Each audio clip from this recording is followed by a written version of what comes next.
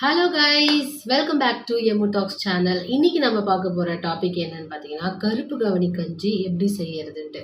அது செய்யறதுக்கு முன்னாடி அதனுடைய பெனிஃபிட்ஸ் ஃபஸ்ட்டு பார்த்துக்கலாம். அது சாப்பிட்றதால என்னென்ன நன்மைகள் இருக்குது அப்படின்றத ஃபஸ்ட்டு உங்களுக்கு சொல்லிடுறேன். கருப்பு கவனி அப்படின்னு நம்ம சொல்கிறோம் இல்லையா, ஆனால் அந்த ரைஸ் வந்து கருப்பு கலரில் இருக்காதுங்க. அது வந்து டார்க் பர்பிள் கலரில் இருக்கும். இப்போது இந்த டார்க் பர்பிளில் இருக்கிற எல்லா நேச்சுரலாக பர்பிள் கலரில் இருக்கிற எல்லா ஃபுட்லேயுமே ஆன்டி ஆக்சிடென்ட்ஸ் இருக்குதுங்க.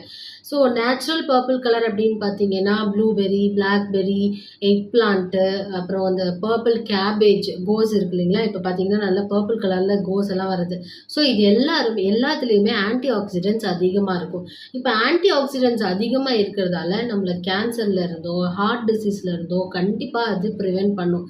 ஆன்டி ஆக்சிடென்ட் அப்படின்னா நம்ம செல், தட்ஸ் அ சப்ஸ்டன்ஸ், அது நம்ம செல்லை வந்து டேமேஜ் ஆகாமல் பார்த்துக்கிற ஒரு சப்ஸ்டன்ஸ் தான் ஆன்டி ஆக்சிடென்ட். அப்போ ஆன்டி ஆக்சிடென்ட் இருக்க ஃபுட்டை நம்ம அதிகமாக, இப்போ கேன்சர் ஹிஸ்ட்ரி இருக்கிறவங்க, அந்த ஃபேமிலியில் இருக்கிறவங்கலாம் கண்டிப்பாக இந்த கருப்பு கவுனி ரைஸை எடுத்துக்கணும். ஸோ இந்த ரைஸ் யார் அதிகமாக எடுத்துக்கலாம் அப்படின்னு பார்த்தீங்கன்னா, கண்டிப்பாக சுகர் பேஷண்ட்ஸ் எடுத்துக்கலாங்க. நம்ம நார்மலாக சாப்பிட்ற இட்லி, தோசை, ஸோ அதை அதை சாப்பிடாம இருக்க முடியாது அப்படின்றவங்க கூட வாரத்தில் ஒரு 3 நாள் ஆல்டர்னேட்டிவ் டேஸ் வந்து நம்ம மண்டே, வெட்னஸ்டே, ஃப்ரைடே அப்படின்ற கூட பிரிச்சுட்டு கூட நம்ம கருப்பு கவுனி ரைஸு கஞ்சி மாதிரி குடிக்கலாம். டைஜஷன் ப்ராப்ளம் இருக்கிறவங்க ப்ளஸ் வெயிட் லாஸ் பண்ணணும்னு நினைக்கிறவங்க கண்டிப்பாக இந்த கஞ்சி உங்களுக்கு யூஸ்ஃபுல்லாக இருக்குங்க. ஸோ ரொம்ப சாப்பிட்டு செரிமானமே ஆகலை, இல்லை வெயிட் அதிகமாக இருக்குது, ரெடியூஸ் பண்ணணும் அப்படின்னா நம்ம நார்மலாக சாப்பிட்ற இட்லி, தோசையை ஸ்டாப் பண்ணிவிட்டு இந்த கஞ்சி வந்து டெய்லி குடிக்கலன்னா கூட 1 விட்டு 1 நாள் குடித்தோம்னா நம்மளுக்கு நல்ல பெனிஃபிட் கொடுக்கும். அப்புறம் இதில் வந்து நிறைய அயன் கண்டென்ட் அதிகமாக இருக்குங்க. நிறைய பேருக்கு பார்த்தீங்கன்னா பிளட் டெஸ்ட் எடுத்து பார்த்தீங்கன்னா அயனே இல்லை அப்படின்னு சொல்லிட்டு டேப்லெட்ஸ் நிறைய சாப்பிடுவாங்க.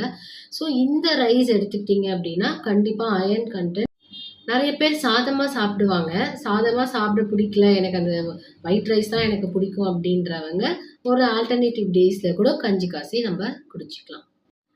இதில் என்னென்ன நியூட்ரிஷனல் வேல்யூ இருக்குதுன்னு பார்த்தீங்கன்னா, iron, zinc, vitamin E, then it will support our immune system. So எனக்கு தெரிஞ்சதெல்லாம் சொல்லிட்டேங்க. I am not a doctor. So நானும் வந்து புக்ஸில் படிக்கிறது, வெப்சைட்டில் பார்க்குறத வச்சு தான் இந்த கண்டென்ட்லாம் கொடுத்துருக்கேன். ஸோ நம்ம இதுக்கப்புறம் டைரெக்டாக எப்படி மேக் பண்ணுறது, கஞ்சி எப்படி மேக் பண்ணுறதுன்னு பார்க்கலாமா? ஃபஸ்ட்டு கருப்பு கவுனி ரைஸை ஃப்ரை பண்ணிக்கலாம்.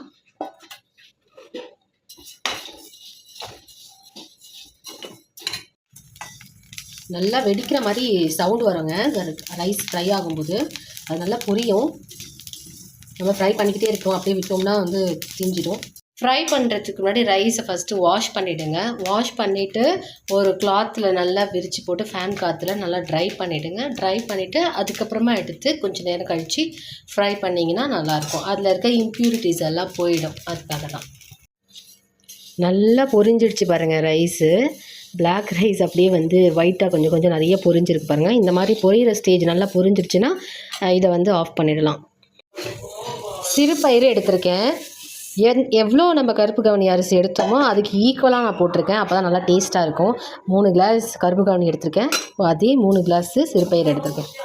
இது நல்லா கொஞ்சம் ப்ரௌனாக வர வரைக்கும் நல்லா ஃப்ரை பண்ணிக்கலாம். நல்லா ப்ரௌனிஷாக ஆகிடுச்சிங்க. நல்லா ப்ரௌனிஷாக ஆகிடுச்சு. இந்த டைமில் ஆஃப் பண்ணிடலாம். சீரகம்லாம் வறுத்துக்கலாம். சீரகம் நல்லா செரிமானத்துக்கு ஹெல்ப்ஃபுல்லாக இருக்கும். ஸோ மிளகும் போட்டுக்கலாம். உங்களுக்கு எவ்வளோ காரம் தேவையோ அந்த அளவுக்கு. இது கூடவே கொஞ்சம் வெந்தயமும் போட்டுக்கலாங்க,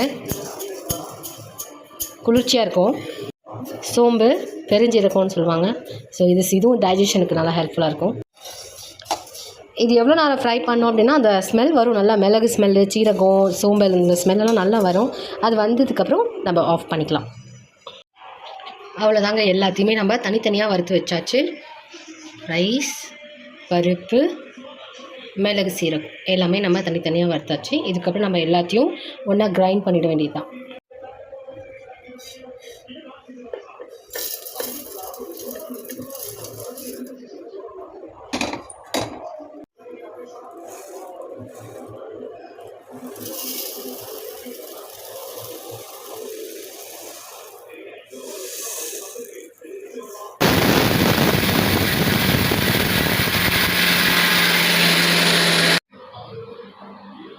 ஃபைனாக கிரைண்ட் ஆகிடுச்சு. எல்லாத்தையும் மிக்ஸ் பண்ணிட்டேங்க. தனித்தனியாக அரைச்சோம் இல்லையா, அது எல்லாத்தையும் ஒன்றா மிக்ஸ் பண்ணியாச்சு. சால்ட் மட்டும் நான் ஆட் பண்ணல. நம்ம எப்போல்லாம் கஞ்சி காசுறோமோ அப்போ தேவையான அளவு நம்ம உப்பு போட்டு காசிக்கலாம். 2 ஜாரில் ஃபில் பண்ணிட்டேன். தேவையானப்போ நம்ம எடுத்து யூஸ் பண்ணிக்கலாம். ஒருத்தருக்கு தான் கஞ்சி காச போகிறீங்கன்னா 2 கிளாஸ் தண்ணி ஊற்றுங்க. நான் 2 பேருக்கு கஞ்சி காச போகிறேன், அதனால் 4 கிளாஸ் ஆஃப் வாட்டர்.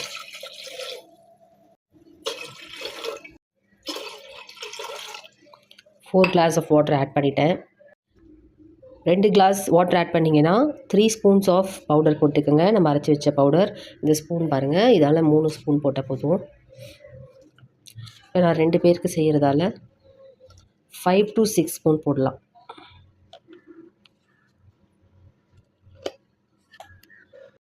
நல்லா மிக்ஸ் பண்ணிவிட்டு அதுக்கப்புறமா ஸ்டவ் ஆன் பண்ணுங்கள், இல்லைனா அப்படியே கெட்டியாக நின்றுட்டுருக்கும். நல்லா மிக்ஸ் பண்ணிவிட்டு அப்புறமா ஸ்டவ் ஆன் பண்ணலாம். நல்லா பாயில் ஆகி மேலே வருது பாருங்கள். இது வரைக்கும் ஃபுல் ஸ்பீடில் வைங்க. ஒன்ஸ் பாயில் ஆகி மேலே வரும்போது நம்ம சிம்மில் வச்சிடலாம். ஒரு சிம்மில் ஒரு 15 மினிட்ஸ் வச்சாலே போதும், கஞ்சி ரெடி ஆகிடும்.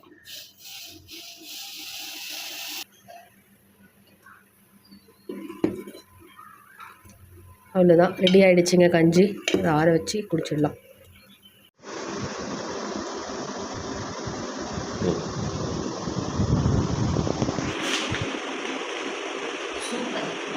இந்த வீடியோ உங்களுக்கு பிடிச்சிருந்துச்சுன்னா, ஹெல்ப்ஃபுல்லாக இருந்துச்சுன்னா கண்டிப்பாக லைக் பண்ணுங்கள், சப்போர்ட் பண்ணுங்கள்.